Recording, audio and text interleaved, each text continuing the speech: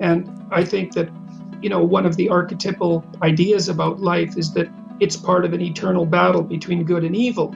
And I actually believe that, because I believe that people, just exactly as it's laid out in Genesis, I believe that we have the knowledge of good and evil. And the reason I believe that is because we understand our own vulnerability in a way that no animal can. And because I understand how I'm vulnerable and how I can be hurt, that means that I know how to hurt you. I know how to Right. torture you. Right. And no animal has that knowledge. And my knowledge of how I can maximally hurt and crush and destroy you is my knowledge of evil.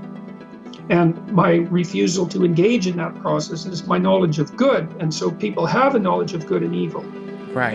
And we're engaged, I believe, that the most accurate way of construing our life is that every decision we make at the deepest of levels, which is always the religious level, is fundamentally a choice between good and evil. And the choices that we make that are good move the world one tiny step closer to heaven, and the choices that we make that are evil move it one tiny step to hell. And so we're engaged in this collective process of determining the destiny of being. And I became convinced of that, not so much because I became a great believer in good, but because I read so much about what happened in the 20th century and all the terrible things that people did to one another, which are so terrible Yeah. that you can't even, it's almost impossible even to read about them. If you read about, for example, what the Japanese medical officers did to Chinese people when the Japanese invaded China, they did things that were so terrible that I wouldn't even tell someone about them. Right.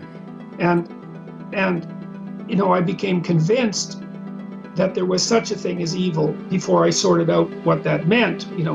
That it meant that we were able to exploit we were able to consciously exploit the vulnerabilities of others. Yes. Which we certainly are capable of doing. I became convinced of the existence of evil by reading about Nazi Germany and about the Soviet Union and about Maoist China. And God, the 20th century was rough, man, and there was no shortage of horrible things that happened before that either. Right. So to think that human beings aren't capable of evil I think it's naive beyond moral acceptability.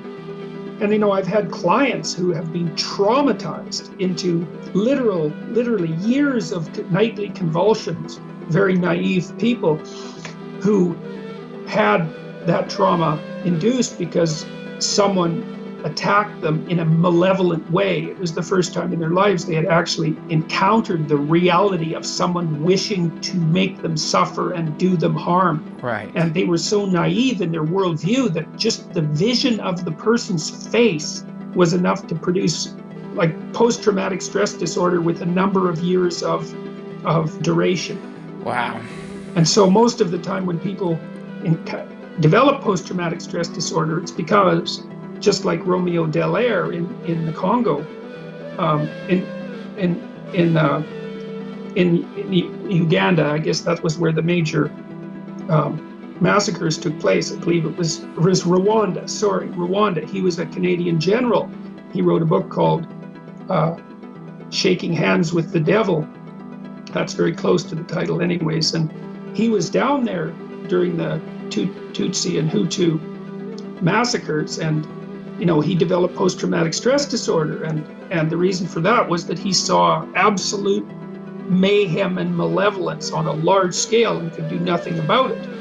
And when people encounter malevolence unshielded, then it shocks them to the core of their being.